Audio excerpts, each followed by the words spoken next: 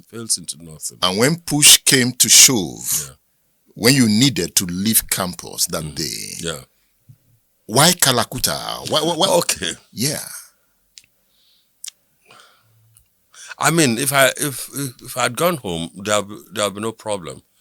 Well, I mean, literally, I branched home to inform my dad that this happened. He's an extremely liberal person, and he wanted to know the details, and I told him.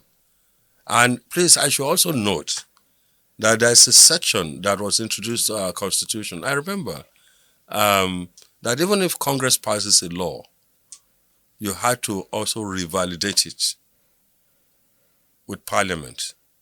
So it wasn't just that Congress passed the law, we took it back to Parliament and we had about 90% approval.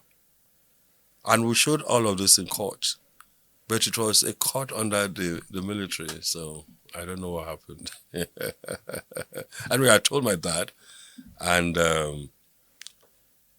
all he said, oh, that's rather high-handed, so what next are you doing? I said, I'll think about it. So I went to Kalakuta because the young African pioneers were there, movement against second slavery and all that. I was generally excited. I described it at some point in the book. I mean, you had a hue of people from all over. Kalakuta itself was some kind of micro African, commune where people came and commingled. Kalakuta was a safe place, if you like, some kind of safe space where peoples of different ideas could come and feel safe. Kalakuta was not just people taking marijuana, no. It was where you found radicals, revolutionaries, well, sometimes nihilists, anarchists, gender activists, dreamers of all sorts. People who are still thinking they could do juju like I was thinking as a child to solve Africa's problem. But the most important thing is, don't forget, the young African pioneers also meant young African pioneers that Nkrumah had. That's the degree of influence of Nkrumah on Fela. It was that same name that he gave the organization. So you met Komi, Sola Olorunyomi, you met Fela Falana, you met all of them. They were all there. Oh, the woo of. So people will give their lectures and all that. Now, there's this in your book. I want to read from your book.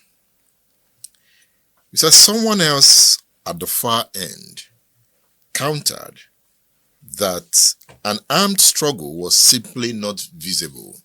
This was a discussion at Kalakuta Republic.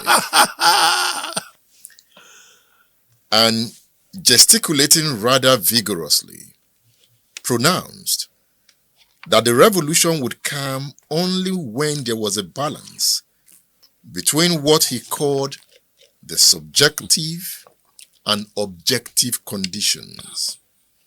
Then he led the discussion through a winding disquisition on Foucault theory and the Bonapartist state concept, which randomly flew out from his assorted baggage of opposition register. I'm wondering, so such intense discussion went on in Kalakuta? Oh, no, it went on.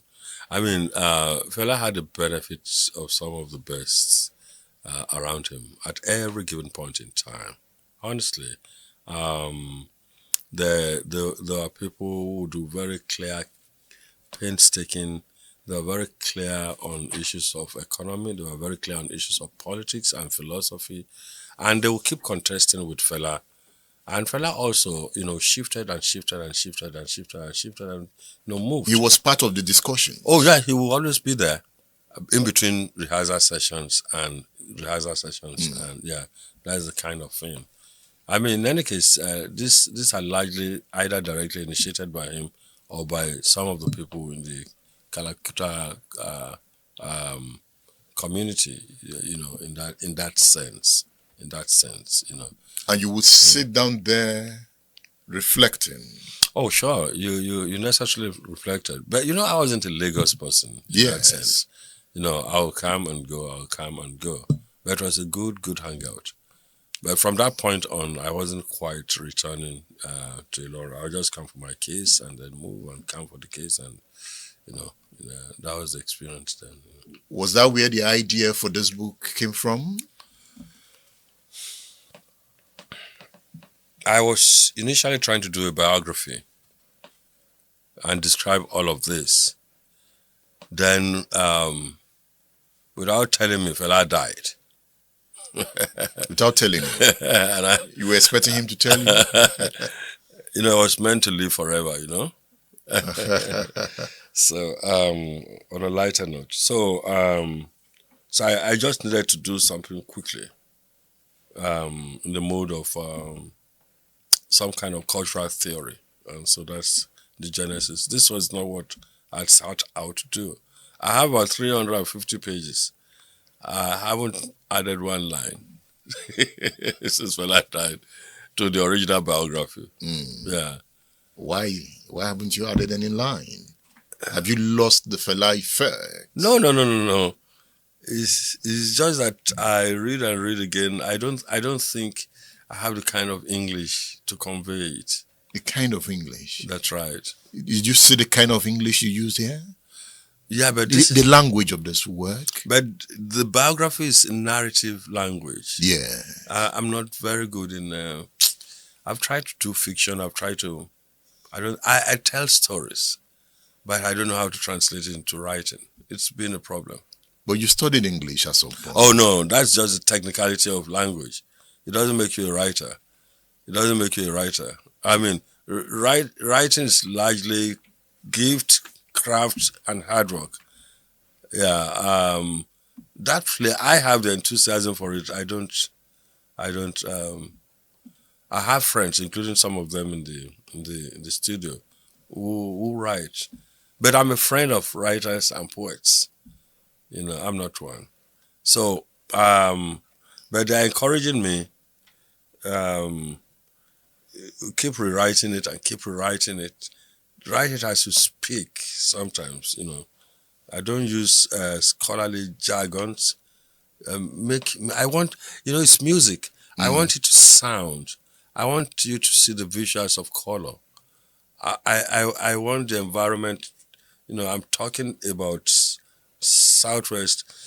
I want it, or Ibadan. I want it to breathe. It's savannah. I want the Sahel to hug as a shore. The desert. It should speak the language of its environment without being imposing. The language should come. From. I'm still finding difficulty with that. So. The professor struggles with language? I'm struggling with narrative language, yes.